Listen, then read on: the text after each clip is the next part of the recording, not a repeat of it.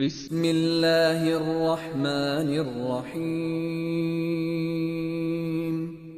والتين والزيتون وطور سينين وهذا البلد الأمين لقد خلقنا الإنسان في أحسن تقويم ثم رددناه أسفل سافلين إلا الذين آمنوا وعملوا الصالحات فلهم أجر غير ممنون فما يكذبك بعد بالدين